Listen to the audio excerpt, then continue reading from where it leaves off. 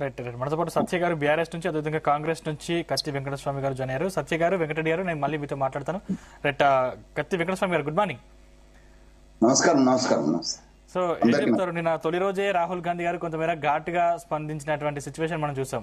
అంటే దీంట్లో ప్రధానంగా మనం చర్చించుకోవాల్సింది ఏంటంటే 1971లో పీఓకును స్వాధీనం చేసుకోవాల్సిన అవకాశం ఉన్నా కూడా కాంగ్రెస్ ప్రభుత్వం దాన్ని స్వాధీనం చేసుకోలేకపోయింది. ఇది కాంగ్రెస్ అసమర్థత అని బీజేపీ ఆరోపించింది. ఏం చెప్తారు? బీజేపీ సరే ఫస్ట్ రోజే ఘాటుగా మాట్లాడినని కాదు, కానీ విషయము ముఖ్యమైనది కాబట్టి హాట్ చర్చ జరిగింది. దేశ సమగ్రతకు, దేశ సార్వభౌమాధికారానికి సంబంధించిన అంశం కాబట్టి ఇంత తీవ్రమైనటువంటి చర్చ అటు ప్రతిపక్షాలు కావచ్చు, అధికార పక్షం కావచ్చు చేయడం జరిగింది.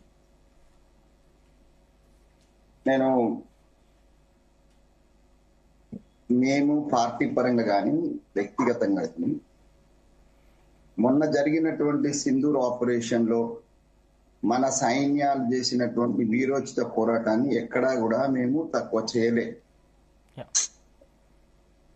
మహాభారత్ లో చెప్పినట్టుగా వయం పంచాధికం శతం అని మనం కొట్టడాలా అని ధర్మరాజు చెప్పినట్టుగానే మేమే కాదు, ఈ దేశంలో ఉన్న ప్రతిపక్ష పార్టీలన్నీ కూడా అధికార పక్షంలో ఉన్నటువంటి బీజేపీకి, కేంద్ర ప్రభుత్వానికి ఇది మన దేశం, మన ప్రభుత్వం, మన ప్రధానమంత్రి, మన మంత్రివర్గం, మన సైన్యం అని పోయింది తప్ప ఎవరు కూడా దీంట్లో డీవియేట్ కాలేదు. ఇదొకటి అటు అధికార పక్షంలో కానీ బయట ఉన్న మిత్రులు కానీ గమనించారు. కాంగ్రెస్ మీద దుమ్మెత్తిపోయడం తప్ప భారతీయ జనతా పార్టీ వాళ్ళు ఏవైతే బాధ్యతాయుతంగా చెప్పాల్సిన అంశాలు ఉన్నాయో వాళ్ళు చెప్పరు. ఎప్పుడు అంతే, ఎదుటివాడి మీద అంటే ఉల్టా చోర్ కొత్వాల్కు డాంటే అన్నట్టుగా ఉంటది. ఎట్లా ఉంటదంటే ఇప్పుడు జరిగిన సింధూర్ ఆపరేషన్ కి సంబంధించినటువంటి వివరాలు కానీ లేకపోతే దానికి సంబంధించినటువంటి ఇంటర్నల్ సెక్యూరిటీకి సంబంధించిన ఏ అంశాన్ని బయట పెట్టమని మేము అడగటం లేదు. మేము కాదు, ఏ ప్రతిపక్షం అడగటం లేదు. మేము అడుగుతున్నది ఏంటంటే ఇప్పుడు జరిగినటువంటి ఈ యుద్ధంలో మనం పైచేయనము, మనం గెలిచినము. చాలా గర్వకారణం. భారతీయుడు గెలిచినారంటే ఎవడన్నా అవమానిస్తే అంతకన్నా మూర్ఖత్వం ఇంకుంటుందండి. మేము ఎక్కడ అన్నామండి, రాహుల్ గాంధీ కావచ్చు, ఖర్గే గారు కావచ్చు, లేకపోతే మిగతా ప్రతిపక్ష నేతలు కావచ్చు, ఎవరన్నా కూడా సైన్యాన్ని గాని ప్రధానమంత్రి గాని ఒక్క మాట అయితే అన్నారండి. అఖిలపక్ష మీటింగ్ పిలిపించి అక్కడెక్కడో దుబాయ్ నుంచో అరేబియా నుంచో వచ్చి అఖిలపక్ష మీటింగ్ పిలిపించి అన్న మోడీ గారు అఖిలపక్షంలో కూకోకుండా పోయి బీఆర్ఎల్కెళ్ళ మాట్లాడినని మాత్రం అన్నారండి.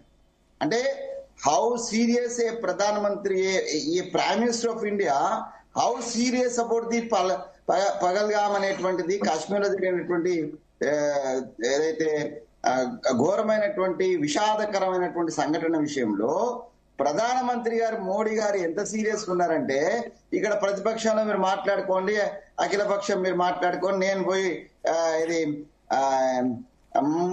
నితీష్ గారితో కూర్చొని నితీష్ గారితో కూర్చొని బీహార్ లా ఆవాకులు చెవాకులు పెడతా, లేకపోతే పిచ్చాపాటి మాట్లాడుకుంటా, జోకులు వేసుకుంటా నవ్వుకుంటాను. ఎవరన్నా హర్షిస్తారా అండి? ఇంట్లో తల్లి శవం పెట్టుకొని బయట ఎవడన్నా కొడుకు నవ్వుతున్నాడు అని అంటే హర్షిస్తారా అండి? That has done by the Modi. అది అందరికి దేశంలో ఉన్న ప్రతి ఒక్కరికి, బీజేపీ కార్యకర్తలు కూడా ఏందినే ఇట్లా చేసి అన్నారు. ఇప్పుడు బీజేపీ ఎట్లా అంటే కాంగ్రెస్ దేవనంటే లోడ అని బయటకు వస్తుందండి, బీజేపీ వాళ్ళది అట్లా రాదు బయటికి. కాబట్టి బీజేపీ కార్యకర్తలు ఏమనుకున్నారు, మోడీ చేసినటువంటి ఆ చర్యను ఎట్లా విమర్శించిండ్రు, ఎట్లా బాధపడ్డారు, మదపడ్డారు అనేది నాకు బాగా తెలుసు. ఎందుకంటే అల్లుని గోత్రాలు మేనమాకు తెలుసు అన్నట్టుగా నేను అక్కడే బాగా పనిచేసి వచ్చినండి. 30 ఏళ్ళు RSS లో పనిచేసి వచ్చిన నాకు తెలుసు. కాబట్టి ఇక్కడ కాంగ్రెస్ పార్టీ కానీ మిగతా ప్రతిపక్షాలు, ఇక్కడ ఉన్న ప్రతిపక్షం బీఆర్ఎస్ కావచ్చు, లేకపోతే ఎంఐఎం ఇంక్లూడ్ ఎంఐఎం కావచ్చు, అందరూ కూడా దేశ సమగ్రత విషయంలో బాధ్యతగా నిలిచిన మాట ఇవాళ అడుగుతున్నది కూడా ఏంటంటే ఏం జరిగిందో మనము చర్చ చేద్దాం. ఈ చర్చలో రిజల్ట్ ఏంది?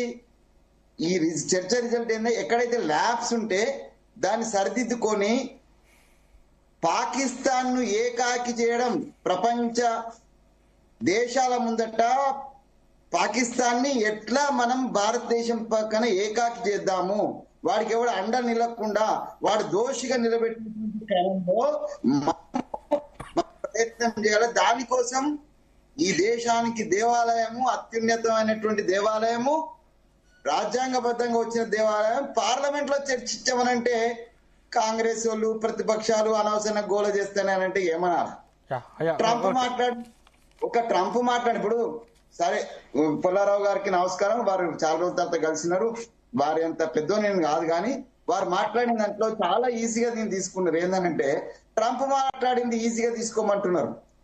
లేదు Pullarao sir, I have a due respect to your experience and your elderness. Welcome. But apart from that, I strongly object to ఏంటంటే మీ యొక్క ఉదారతను ట్రంప్ ఏమైనా మాట్లాడుకొని అనేటువంటి ఒక ఉదారతనదే అది నేను మాత్రము నేను సమర్థించలేను సార్. ఎందుకంటే ఒక భారతదేశము, ఒక దేశం యొక్క ఇంటర్నల్ అఫైర్స్ విషయంలో ఒక ఎవడో వాగుతుంటే ఈ దేశానికి సంబంధించినటువంటి నాయకుడు, ఈ దేశ ప్రధానమంత్రి పల్లెత్తు మాట అనకపోతే it's a shame and part of the integrity of this nation. భారతదేశ సార్వభౌమ అధికారానికి అది విరుద్ధం. కాబట్టి మేమనేది ట్రంప్ ఏం మాట్లాడిండ్రు, ట్రంప్ యొక్క చపలత్వం మాకు కూడా తెలుసు సార్. పిల్లాన్ని అడిగినా చెప్తారు ఇలా భారతదేశంలో, ప్రపంచంలో ట్రంప్ ఎంత చపలతతో మాట్లాడు. ఆ చపలతలో కూడా భారతదేశ సార్వభౌమ అధికారాన్ని క్వశ్చనింగ్ ఉంది. కాబట్టి మేము ట్రంప్ మాట్లాడిన దాని మీద కూడా భారతదేశం అధికారికంగా ఒక ఖండన చేయాలి. పాప గారికి మౌన వ్రతంలో ఉన్నట్టున్నారు. ఆయన మౌనమే నీ భాష ఓముగా మనసా అని పాడుకుంటూ తిరుగుతున్నట్టున్నాడు. మౌనం ఆయన వహిస్తే కనీసం రాజ్నాథ్ సింగ్ అని మాట్లాడాలి, లేకపోతే ఆయన ఎవరు అమిత్ షా గారన్న మాట్లాడాలి. భారత ప్రభుత్వ అధికారికంగా ట్రంప్ మీరు చేస్తున్న తప్పు, మేము మా యొక్క సైనిక బలాలకు, మా యొక్క మనోధైర్యానికి భయపడి పాకిస్తాన్ కాళ్ళబేరానికి వస్తే, నిన్న రాజ్నాథ్ సింగ్ గారు చెప్పినారు, పాకిస్తాన్ కాళ్ళబేరానికి వస్తే మేము సీజ్ ఫైర్ చేసినాం కాబట్టి, కానీ నువ్వేదో చెప్తే చేయలేదురా నాయన అని ఒక మాట చెప్పలేకపోవడం అనేటువంటిది ఇది మన భారతీయులకు అవమానకరం అని మేము భావిస్తున్నాం. తప్పితే అది చేయకపోతే, ట్రంప్ ఆపకపోతే ఏదో కొంపలు మునిగిపోయినాయి అనేటువంటిది నేనేమంటలేను. ఇది ప్రజాస్వామ్యంలో ఒక ప్రక్రియ సార్. పార్లమెంట్ లో చర్చ అనేటువంటిది ఒక ప్రక్రియ, దేశ సమగ్రతకు సంబంధించినటువంటి ప్రక్రియ. దాన్ని సాఫీగా నడిపాలి, కానీ అది తీసుకుపోయి అది బోడిగుండ మీద ఈకలు పీకినట్టుగా 71 మీరు చేయలే, 40 మీరు చేయలే. అరే బాబు, ఇలా 47 నుంచి ఇవాళ తీసుకుంటే సూది కూడా ఉత్పత్తి చేయాలని దేశాన్ని ఇలా ప్రపంచ పటం పక్కన, ప్రపంచ దేశాల పక్కన నిలబెట్టినటువంటి ఘనత ఈ ప్రభుత్వం ఉన్నది. అది మేముండొచ్చు, లేకపోతే అది జనతా పార్టీ ఉండొచ్చు, లేదా బీజేపీ ఉండొచ్చు. అందరం కష్టపడి ఒక స్థాయికి వచ్చినాం. ఇప్పుడు world history lo we are none to second today in the development. There is no doubt about in the contribution of the Congress is there for that. Contribution ఉన్నది. ఇవాళ ఉన్నటువంటి సమగ్రతమైనటువంటి బార్డర్ యొక్క సెక్యూరిటీకి కాంగ్రెస్ కాంట్రిబ్యూషన్ ఉన్నది, లేకుండా ఎవరు లేదు. ఊరికే కాంగ్రెస్ యొక్క నాయకుల మీద, కాంగ్రెస్ యొక్క పాత్ర హిస్టరీ తీయకండి. ఇప్పుడు మాట్లాడాల్సింది చేయండి. భవిష్యత్తు ఏం చేద్దామనండి? భవిష్యత్తులో రాహుల్ గాంధీ, లేకపోతే ఖర్గేనా, లేకపోతే కాంగ్రెస్ పార్టీనా, లేదా సిపిఐ పార్టీ, సిపిఎం పార్టీనా, మనం ఆ దేశాన్ని వాళ్ళ నోరు మీస్తాం, కలిసి రండి అని చెప్పండి. అంతేగాని విమర్శకు ప్రతి క్వశ్చన్ అడిగితే విమర్శించే, ఉల్టా క్వశ్చన్ అడగడం కాదు, కరెక్ట్ కాదు. నేనేంటే పక్షం యొక్క కేంద్రం యొక్క అప్రోచ్ పెద్దన పాత్ర ఉండాలా, ఓపిక ఉండాలి. అంతేగాని ప్రతి ఒక్కరు ఎవరు అడిగితే వాళ్ళ మీద దాడి చేయడం కాదు.